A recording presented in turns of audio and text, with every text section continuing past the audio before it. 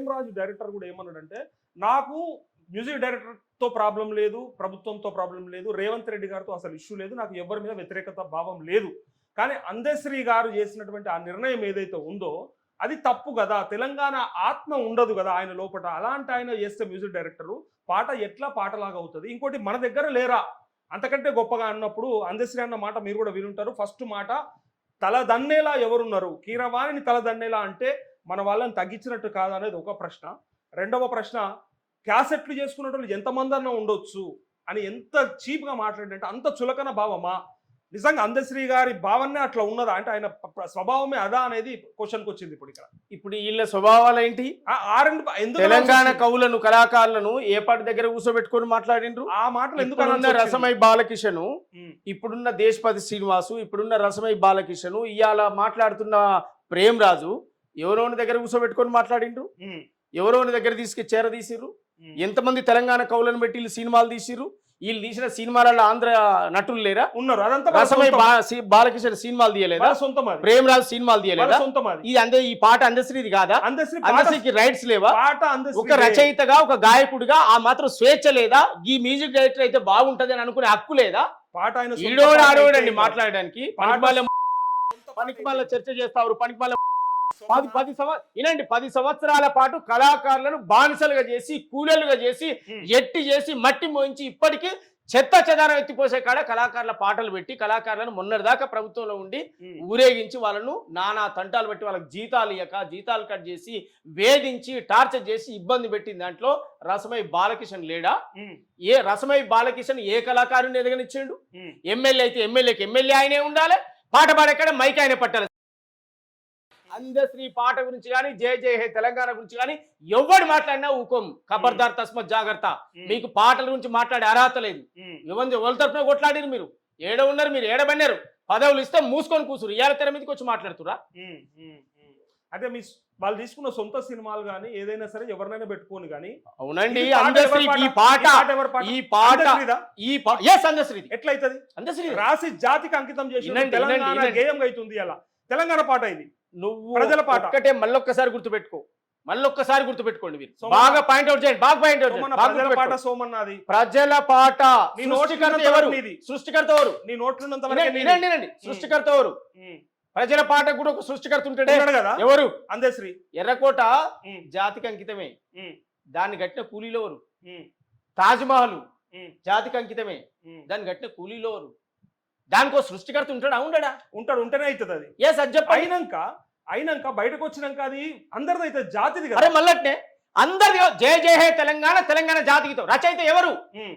రచయిత ఎవరు అంటే రచయిత పేర్లు మార్చుకోవచ్చా? రచయిత పేరు మారుస్తావా? రచయిత ఎవరన్నా పెట్టుకోవచ్చా మ్యూజిక్ డైరెక్షన్? ఎస్. ఎట్లా ఖచ్చితంగా పెట్టుకుంటాడు. నిన్ను అడుగుతాడా? నిన్ను అడగాలనా? నువ్వు ఏంటిదని అడుగుతాడు. నువ్వేంటిది? నువ్వు 4 సినిమాలు నీ పూట కోసమో నీ పబ్బం కోసమో తీసుకున్నావు. నువ్వేంటిది పెద్ద ఇదా? ఇక్కడ ఉన్న వాళ్ళు వనికిరారా? నువ్వేంటిదని ఇక్కడ అక్కడ సంబంధం లేదా? అదే కదా ఇప్పుడు తెలంగాణ పాటకు ఒక ఆస్కార్ అవార్డు గ్రహీత మ్యూజిక్ కొట్టకూడదా? అంత తెలంగాణ పాట అంత చీప్ గా ఉందా? తెలంగాణ పాట అంత పనికిరాందా? తెలంగాణ పాటకు గొప్ప కీర్తి ఉండొద్దా? రాసుడు కూడా ఆస్కార్ అవార్డు గ్రహీత రాయచ్చు. ఎందుకు రాస్తాడు? ఎందుకు రాస్తాడు? ఉద్యమాన్ని మోసినోడు. అందశ్రీ తెలంగాణ ఉద్యమాన్ని మోసినోడు. రాయించవచ్చు కదా, చంద్రబోస్ లాంటి వాళ్ళతో రాయించవచ్చు కదా. ఎవరు? ఆస్కార్ అవార్డు గ్రహీతలతోనే రాయించవచ్చు కదా. మరి అట్లా అనుకుంటే గనక ఈడ ఒక్కటి మనం గుర్తుపెట్టుకోవాలి. ఏ పాట కూడా నీకు పనిగట్టుకొని పేరు పెట్టి రాస్తే వచ్చేది కాదు. ఏ పాట కూడా నీకు డబ్బులు ఇచ్చి కూసోబెడితే రాసిన వీళ్ళు సినిమాల్లో కనుక 10 నిమిషాల పాటలు రాసి 5 నిమిషాల పాటలు రాసినట్టు కాదు. తెలంగాణ జాతీయ గీతం అనేది ఆయన నర నుంచి వచ్చినటువంటి పాట. ఆయన రక్తంలోంచి రాసినటువంటి పాట. ఇది ఉద్యమాలతో నడిచినప్పుడు రాసినటువంటి పాట. ఇది ఏసీ రూమ్ లో కూర్చొని ఒక స్టోరీ చెప్తే ఒక కథ ఇని ఓహో ఇది బాగుంటదని రాసిన పాట కాదు. ప్రజల అనుభవాలు, ప్రజల కష్టాలు, ప్రజల దుఃఖాన్ని ఉడబోసి రాసినటువంటి పాట. ఎస్. ఎక్కడ కూడా రేవంత్ రెడ్డి గారు కూడా మరి ఒక ఆంధ్రకి సంబంధించినటువంటి మ్యూజిక్ డైరెక్టర్ను పెట్టుకుంటే విమర్శలు వస్తాయేమో అని కూడా అనిపించలేదు ఆయనకి. నాకు సంబంధం లేదు అని చెప్పిండు. ఒక రిపోర్టర్ అడిగితే ఢిల్లీలో అది కవి స్వేచ్ఛ, నాకు సంబంధం లేదని చెప్పి వెళ్ళిపోయాడు. అసలు ఎంత వింతగా మాట్లాడుతున్నారంటే ఇది 10 సంవత్సరాల ప్రశ్న సోమన్న. వినండి పనికి మాలినోడు మాట్లాడే ప్రశ్న ప్రజల నుంచి ఏ ప్రజలు అడగలేదు. ఏ ప్రజలు అడగలేదు.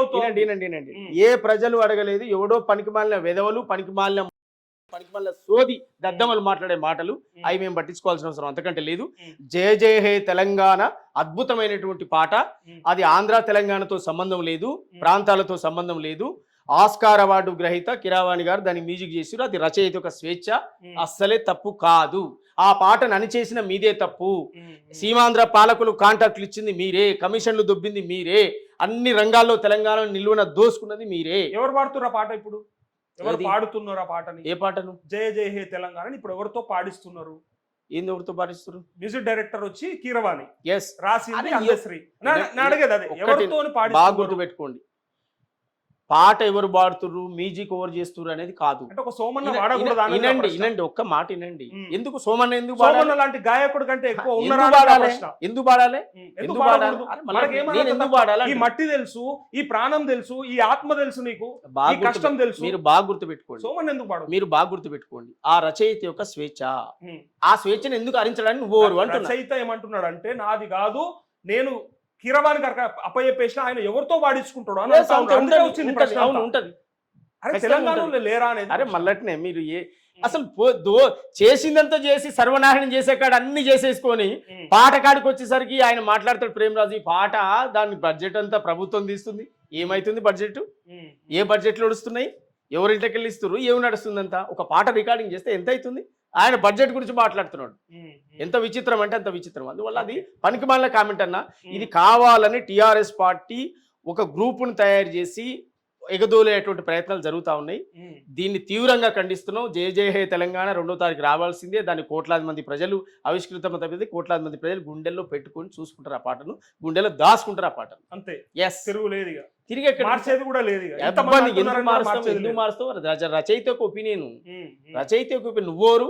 నువ్వోరు చెప్పడానికి. రచయిత అహంకారమే అడ్డం పడ్డది అనేది తప్పు. అహంకారం ఎవరికి లేదు. అహంకారంతో అనిసినటువంటి వాళ్ళు వీళ్ళే. పాటగాన్లను చిల్లరగాన్లాగా చూసింది వీళ్ళే, కళాకారులను అవమానించింది వీళ్ళే. రచయిత అహంకారం కాదు. ఆయన విధానము, ఆయన పద్ధతి, ఆయన వ్యవహారం. అందశ్రీ అనేటువంటిది ఒక గొప్ప కవి. అర్థమైందా? ఆయన తీసేసినట్టు ఇది ఎందుకు ఉంటుంది, అది ఎందుకు ఉంటుంది అని మాట్లాడితే నువ్వు పోయి దగ్గర కూర్చొని మాట్లాడు, సందర్శించి అన్న ఏం జరిగిందని ఆయనతో సంభాషించు, మాట్లాడు. ఫోన్ చేసి ఇష్టం వచ్చినట్టు నువ్వు రెచ్చగొట్టి మాట్లాడి అవి రికార్డ్ చేసి ఆ యూట్యూబ్లో పెట్టి తెల్లారితరిగా పేపర్లు వచ్చి ఇదంతా ఏంది? కావాలని కుట్రపూర్తంగా జరిగినటువంటి దాడి కాకపోతే ఏంటిది అది?